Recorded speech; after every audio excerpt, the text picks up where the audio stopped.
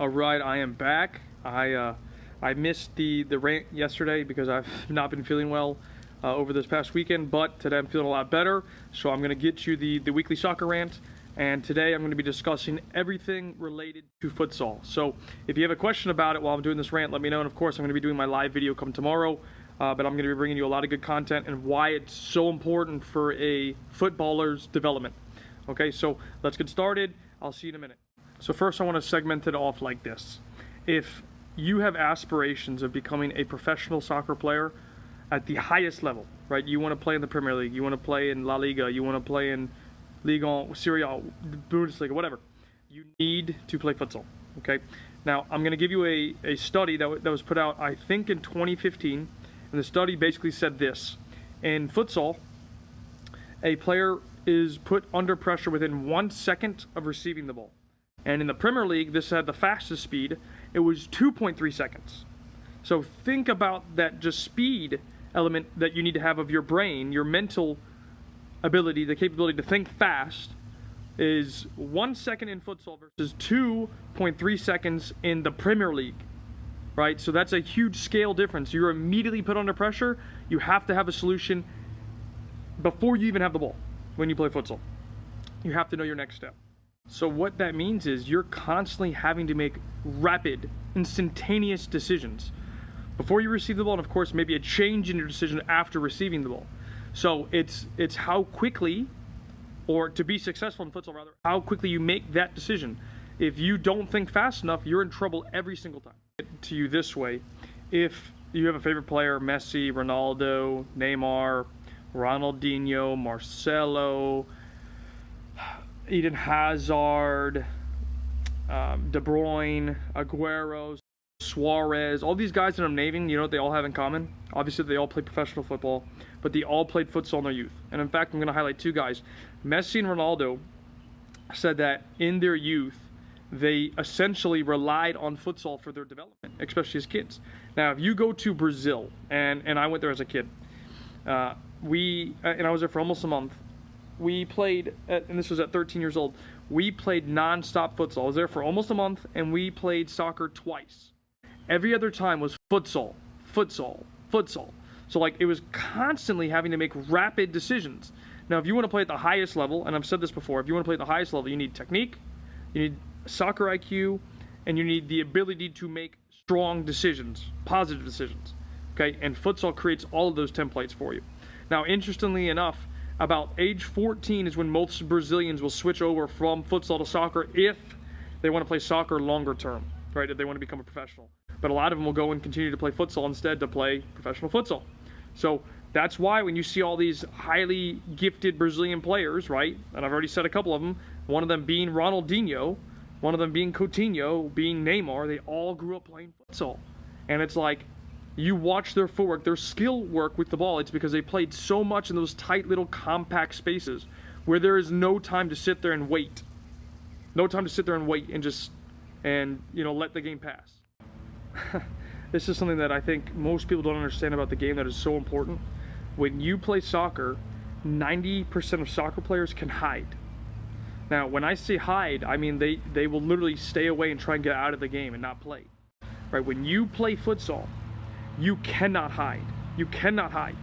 And what that means is you have to constantly be active in trying to assist the next thing, whether that's finding the ball, or that's dragging a player out of position to help another teammate get the ball, right? You're always active in the phase of play. When you start playing soccer, especially as a kid, you know, they start at 7v7 really, in competitive, right? There are 6 other players, really 5, I guess, if you don't count the goalie, right? But so there's already more players on the court, or the field. When you play futsal, it's 5 players, a goalkeeper, 4 court players.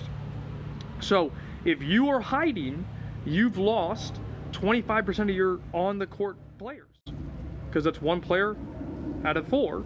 That's 25%. You cannot hide. You have to constantly be involved in the game. The second part is it's mental. You have to be non-stop engaged. So you can literally not turn around for 1 second or not focus on your player or your position, because the ball will end up in the back of your net immediately. Okay. Now, futsal is also a great tool for giving players the understanding of keeping the ball. And I say that because in this country, we are so focused on immediately getting a result, so trying to score right away. That's why we play kickball, because you want to smash the ball downfield.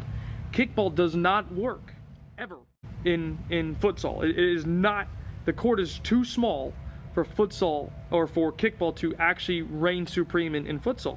It essentially relies on one team being capable of keeping possession, working on the rotations, which I'm going to explain in a second, to break down the defending team, and sometimes obviously a moment of magic. But you have to keep possession, because if you lose the ball, the other team has an immediate opportunity to score. Okay? Keep the ball. I'll give you a breakdown of this real quick. When I played for the U.S. men's national team for futsal, when we played Mexico, Curacao, and Canada trying to qualify for the World Cup, and our defensive game plan was very simple in the fact that whoever was in your starting position, you had to follow. That was your guy anytime the ball would reset. So, like, if it was a kickoff or a throw-in or from the keeper or whatever, the free kick, whatever position you were in, so I started as the left winger against Mexico, the guy on the left side was mine. So the second the ball played, wherever he ran in their rotation movement, I had to follow him. So it was, and it's not a jog or a walk, it's I'm sprinting to go catch this guy to make sure wherever he moves, I can keep up so he can't get the ball to score, right, or assist the next play. So I was constantly engaged. So if he switched with the opposition pivot, if he switched the Mexican pivot and he went up front, I had to go switch my fix, which is the defensive position, would go out and cover my spot and take that guy. So think about that for a second. I had to be nonstop here, mentally tuned in, focused, because if I switched off for 1 second and I didn't pay attention, and my guy ran into a position where I didn't follow him because I'm ball watching or I'm focused on something else, he would have got the ball and scored because he's wide open, because it's 4v4 and we went man to man. Now, right or wrong, it doesn't even matter. That's the way we played. So that's the key element of I had to be constantly engaged. And then on the flip side, they did man-to-man pressing. So I had to constantly figure out on the offensive side, how can I lose my player in the rotation to either get the ball or create space for a teammate to get the ball. And that is such a key element of futsal. It's non-stop engagement, non-stop movement, non-stop playing to receive the ball. Because guess what? If you don't, you're getting subbed off. You will get subbed off every single time. To put this down for you, if you want to see if your son, daughter, nephew, cousin, whatever, can play, put them on a futsal court. Now, I will tell you this as well. It is much harder for a soccer player to go into futsal than a futsal player to go into soccer. Because remember, I always say that soccer is like math. So in futsal, it's 5v5, much smaller numbers. You can start to figure out how to transition into bigger numbers. It's a lot harder to go, say, from 9v9 to go play 5v5. Because again, you can hide in soccer. In futsal, you can't hide. Now, there's also a bunch of other differences that I haven't talked about yet. And these are, for example, the rules, the play style. So I'll talk about the rules for a second. If you do or don't know, either way, futsal is a combination of soccer, basketball, and even handball. Now, I say it's more soccer and basketball, and I'll tell you why. Is because it has many of the same rules and play style. And what I mean by play style is you have basketball plays. In futsal, they're the same thing, but they're called rotations. So these are specific plays that teams will run to break down opponents, and there's hundreds of plays. There are so many plays, and it depends on the formation, the system that you're playing. So there are different systems from a 1-2-1 to a 3-1 to a 1-3 to a 2-2 to a 4-0. There's so many different formations and systems that you can use, and there's different plays to run off of those systems. It's a vast list, and it's only getting bigger and honestly more complicated as you go through. There's very simple rotations to very in-depth rotations that require every single player to remain constantly active. And it just depends on the system and the competent level of your players. But again, if you want to see if your son can hang, or your son, daughter, child, whatever, put them in a futsal game, and you're going to see right away, and I don't care how well or how good you are at soccer, you're going to struggle at futsal if you've never played before, 100%. Because it's a completely different ball game, completely different game. So challenge yourself, go try it. Now I got a couple more things I'm going to break down and discuss, but I wanted to give you that key detail. Even so much now that all the major European academies are investing heavily into futsal. So like I always talk about Olympic Linné. A friend of mine at Olympic Linné, they just completely, developed a complete futsal program. So their kids at, I'm trying to remember the exact ages he broke down for me, but basically anything under U12, they did futsal twice a week. And anything above that, 13, 14, 15, 16s, they did once a week. So even then, they're still playing in those small-sided, compact spaces. And they just put in a big gymnasium into their academy system. So their kids are constantly getting that tight, active exposure. And if you don't know, too, this is a big difference. In futsal, the ball is a lot smaller and heavier, so it eliminates the bounce, which means it relies a lot more on your individual skill to control the ball, one, but two, to beat somebody. Because if the ball is always in play, it's not hitting a wall and bouncing back in. There's no walls. The lines are there. So if it goes out of bounds, it's the other team's ball. They get an immediate chance to maybe take a shot or create an opportunity to score. So it's a constant game of engagement. And being here, and then technically, you have to be so proficient technically to be able to play at that level. Honestly, it's so unfortunate because, and it's not just in Florida, but I'm going to talk about Florida since I live here, is that there's no real futsal here. Most of the guys that are doing futsal are soccer coaches that go into futsal because they understand the importance of it, they get it, but they don't know how to teach it, right? And one of the key elements of futsal, and you'll know right away if somebody has any idea what they're talking about, period, is if they know how to control the ball properly. Now, in soccer, you can control the ball multiple different ways. In futsal, there's only talked about the amount of time and space that you have in futsal with 1 second. You have to make sure you use the sole because when you use the sole, the ball will stop. And then you can use an oriented control to move it in a direction that you need to go, whether that's left, right, forward, even backwards, right? That way you have complete control over the ball. Have to use the sole.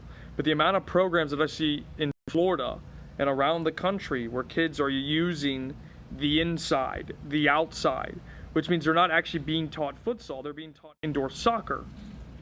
And that is a big element that most people don't understand, and that's just the first part, and there's many other keys that go into that, right? And the second part is, are they teaching your kids rotation? How do you move? Where you're moving to? So difficult for Floridians in general to play futsal is because look at the weather, right? I mean, it is beautiful year-round. So people don't have to go indoors to train, whereas if you go up north, the weather sucks, right? Let's be honest. So you have to go indoors to train. So you can either do indoor soccer or futsal. And there's a big, big developmental difference between using a wall and being able to use a futsal or play futsal, okay? So it's paramount that you get training into futsal.